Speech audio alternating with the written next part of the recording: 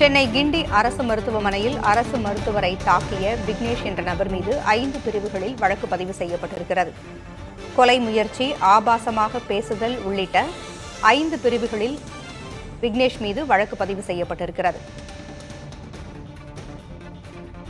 சென்னை கிண்டியில் அரசு மருத்துவரை விக்னேஷ் என்ற நபர் தாக்கினார். நோயாளியினுடைய உறவினரான அவர் சிகிச்சை தொடர்பான பிரச்சனையில் மருத்துவரை தாக்கியிருக்கிறார். இதில் அந்த மருத்துவர் பாலாஜி தீவிர சிகிச்சை பிரிவில் சிகிச்சை பெற்று வருகிறார். இந்நிலையில் விக்னேஷ் கைது செய்யப்பட்ட நிலையில் அவர் மீது 5 பிரிவுகளில் வழக்கு பதிவு செய்யப்பட்டிருக்கிறது. விவரங்களை வழங்க செய்தியாளர் அன்பரசன் இணைந்திருக்கிறார். அன்பரசன், 5 பிரிவுகளில் கைது செய்யப்பட்ட விக்னேஷ் மீது வழக்கு பதிவு செய்யப்பட்டிருக்கிறது. கூடுதல் விவரங்களை.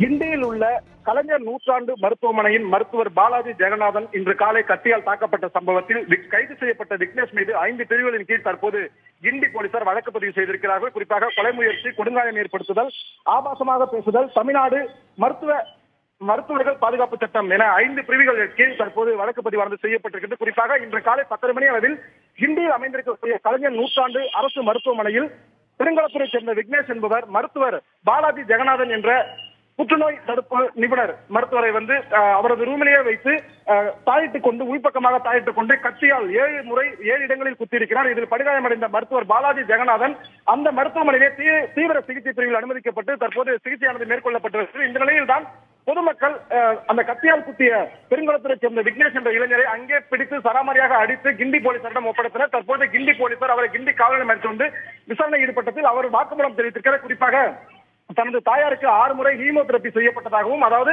இங்கு 6 மாதங்களாக இதே அரசு மருத்துவமனையில் அனுமதிக்கப்பட்டு சரிவர சிகிச்சை பெறாததால் பின்னர் தனது தாயாரை டிஸ்சார்ஜ் செய்து கொண்டு தனியார் மருத்துவமனையில் அனுமதித்ததாகவும், அங்கு 6 முறை ஹீமோதெரபி செய்யப்பட்டதாகவும், அதற்குரிய பணத்தை கேட்டு தான் மருத்துவர் பாலாஜி ஜெகநாதனிடம் வந்ததாகவும், அப்பொழுது இருந்த சண்டையில் அவர் தன்னை தாக்கியதாகவும், அதனால் அவரை கத்தியால் குத்தியதாகவும் அவர் போலீசாரிடம் வாக்குமூலம் தெரிவித்திருக்கிறார். இந்த தான் தற்போது அவர் மீது 5 பிரிவுகளின் கீழ் வழக்கு பதிவு செய்யப்பட்டிருக்கிறது. குறிப்பாக கொலை முயற்சி, அதே போன்று கொடுங்காயம் ஏற்படுத்த உள்ளிட்ட 5 பிரிவுகளின் கீழ் வழக்கு பதிவு செய்து விசாரணை மேற்கொண்டு வருகிறார்கள்.